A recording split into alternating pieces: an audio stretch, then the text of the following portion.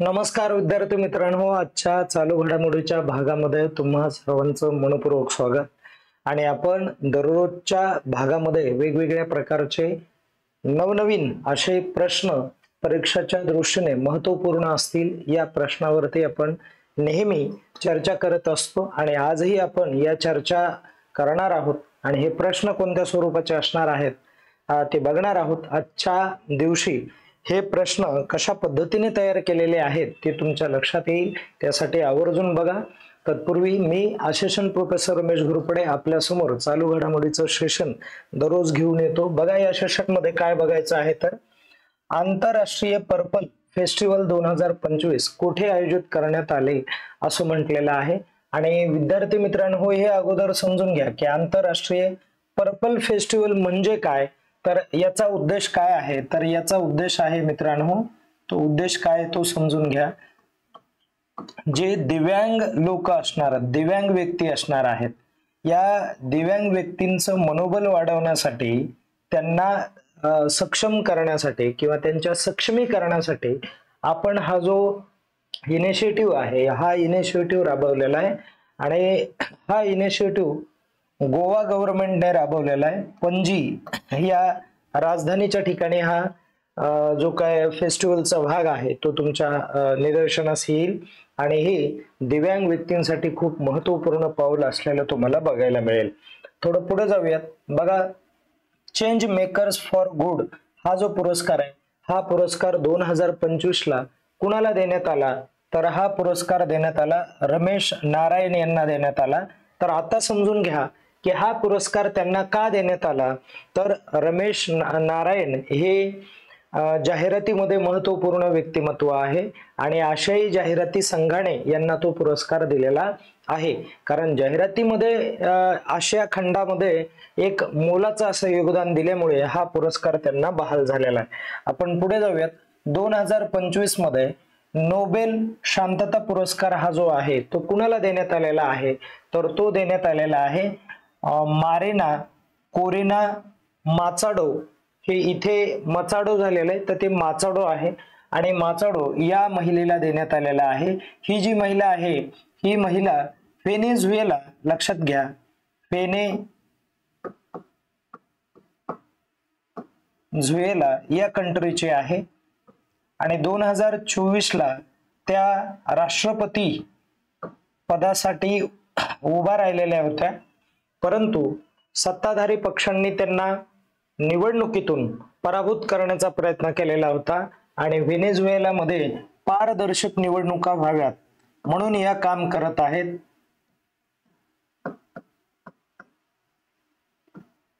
पारदर्शक निवडणुका ज्या आहेत त्या पाडाव्या जाव्यात म्हणून त्यांचं उल्लेखनीय असं काम आहे।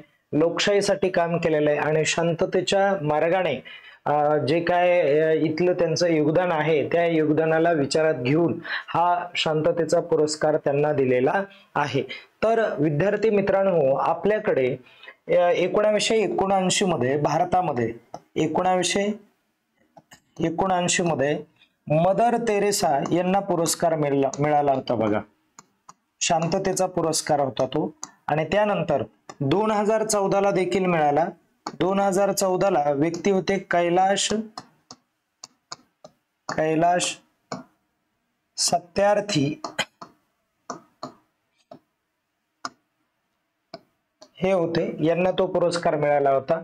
आणि पहिला पुरस्कार भारतामध्ये, पहिला नोबेल पुरस्कार कुणाला मिळालेला आहे तर 1913 ला रवींद्रनाथ टागोर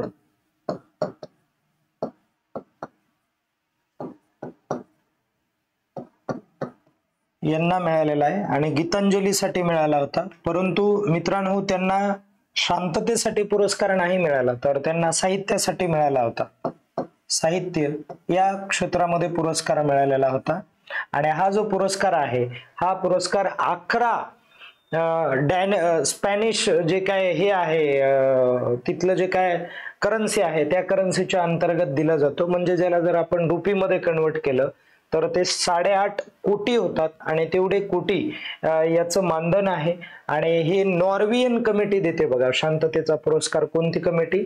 नॉर्वेजियन कमिटी देते. आणि या पुरस्कारासाठी अमेरिकेचे जे काय राष्ट्रपती आहेत डोनाल्ड ट्रम्प जो आहे तो मोठ्या प्रमाणावरती ह्याचा दावा करत होता की हा पुरस्कार मला मिळायला पाहिजे, यासाठी मिळायला पाहिजे की 8 युद्ध मी थांबवलेले आहेत आणि मी जगामध्ये शांतता प्रस्थापित केलेली अशी म्हणजे जी न आवडणारी बेकायदेशीर अशी चर्चा किंवा घटना ही डोनाल्ड ट्रम्पच्या माध्यमातून करण्यात आलेली होती. आणि राजकीय डावपेच नॉर्वेजियन कमिटीवरती आता चालवताना दिसते अमेरिका, तर हा कुठेतरी चुकीचा मुद्दा आहे. ठीक आहे, आपण पुढे जाऊयात. नंतरचा बघा प्रकार.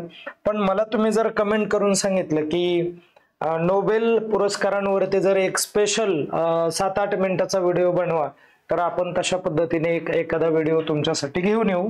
पूर्णपणे संपूर्ण माहिती असेल त्यामध्ये. आंतरराष्ट्रीय बालिका दिन हा जो आहे हा दिवस कधी साजरा केला जातो असं म्हटलंय इथे, तर युनायटेड नेशनच्या माध्यमातून हा दिवस साजरा केला जातो. 11 ऑक्टोबरला केला जातो. परंतु का केला जातो? तर जे बालक आहेत त्यांचं महत्व, त्यांना संरक्षण, त्यांचा विकास या सर्व गोष्टींना विचारात घेऊन हा दिवस काय केला जातो? साजरा केला जातो. महाराष्ट्र सदनाचे गुंतवणूक आयुक्त, व्यवस्थित समजून घ्या, गुंतवणूक आयुक्त म्हणून नुकतीच कोणाची नियुक्ती झालेली आहे?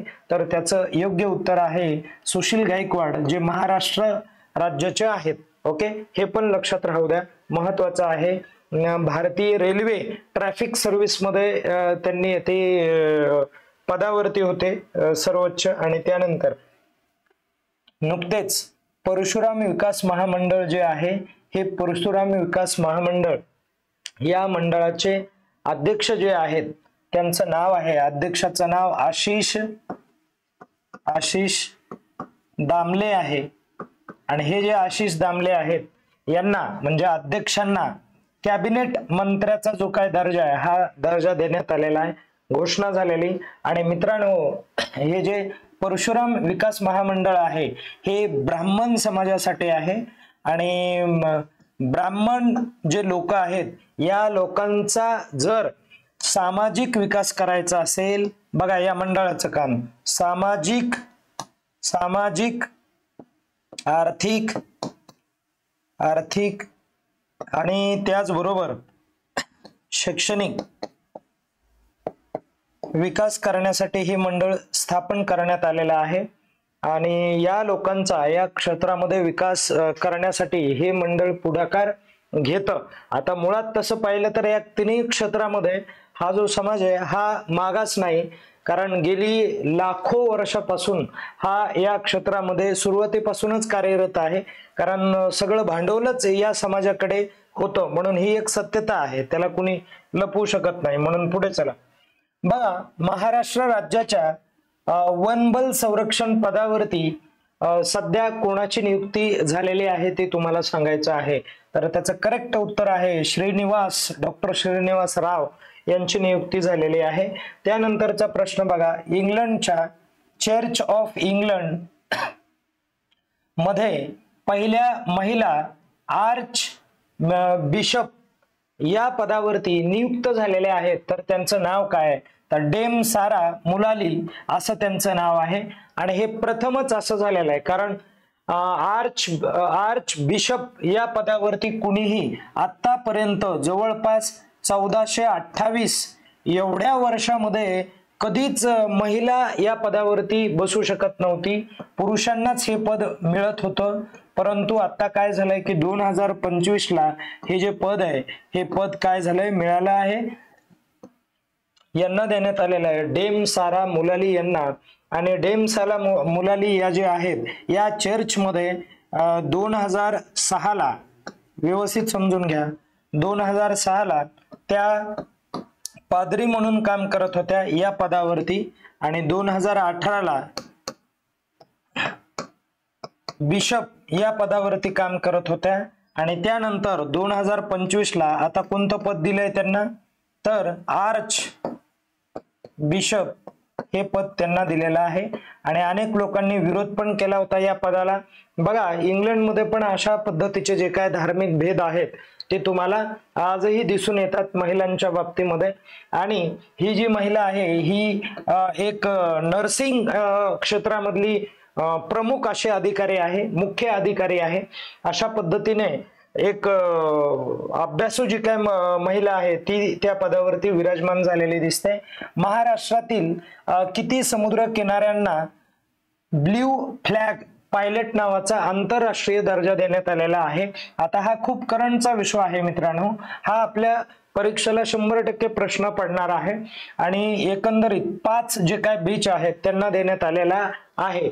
आणि ब्ल्यू फ्लॅग पायलट हा दर्जा काय असतो तो एकदा समजून घ्या। तर त्या दर्जाचा उद्देश हा आहे की जे बीच आहेत ते जागतिक लेवलला आंतरराष्ट्रीय पातळीवरती सर्वात स्वच्छ असे बीच असणार आहेत, समृद्ध असे बीच असणार आहेत आणि ज्या बीचवरती संपूर्ण भारतातून किंवा मग संपूर्ण जगातून लोक पर्यटक म्हणून या ठिकाणी पार्टिसिपेट होतील किंवा समावेश त्यांचा होणार आहे। तर इथे बघा पर्णका बीच आहे आणि हा जो बीच आहे पर्णका बीच जो आहे तो डहाणू खाडीच्या जवळ बघायला मिळतो। डहाणू खाडी इकडे बघायला मिळतो। डहाणू खाडी म्हणल्यावर पालघर हा भाग आलाय, पालघर। ओके, पालघरचं बीच आहे हे, एवढं लक्षात राहू द्या। आणि हे बघा श्रीवर्धन बीच हे जे आहे हे रायगडचं बीच आहे, यालाही कोणता दर्जा देण्यात आलाय? ब्ल्यू फ्लॅग पायलट म्हणून स्वच्छ बीच असलेले बीच आहेत हे। आणि त्यानंतर परत पुढे नागाव बीच रायगडचं आहे आणि त्यानंतर गुवाहार बीच हे जे आहे हे बीच रत्नागिरीचं आहे आणि लाडघर बीच हे जे आहे रत्नागिरीचंच असलेलं बघायला मिळतं। अशा पद्धतीचे हे बीच आहेत। आता पुढे जाऊयात आपण। भारताच्या पहिल्या मेंटल हेल्थ अँबॅसेडर म्हणून कोणाची नियुक्ती करण्यात आलेली आहे आणि त्या सरकारच्या अँबॅसेडर असणार आहेत, लक्षात घ्या सरकारी अँबॅसेडर असणार आहेत, पहिल्या सरकारी अँबॅसेडर। तर त्यांचं नाव आहे दीपिका पदुकोण आहे, लक्षात राहू द्या। ओके, या ठिकाणी आपण थांबूयात। हे प्रश्न खूप महत्वपूर्ण ठरतात कारण हे प्रश्न परीक्षेच्या दृष्टीने आपण फ्रेम केलेले आहेत, त्यासाठी सर्वांनी हे प्रश्न लिहून घ्या, व्यवस्थित त्याचा सराव करा। या ठिकाणी थांबूयात, धन्यवाद।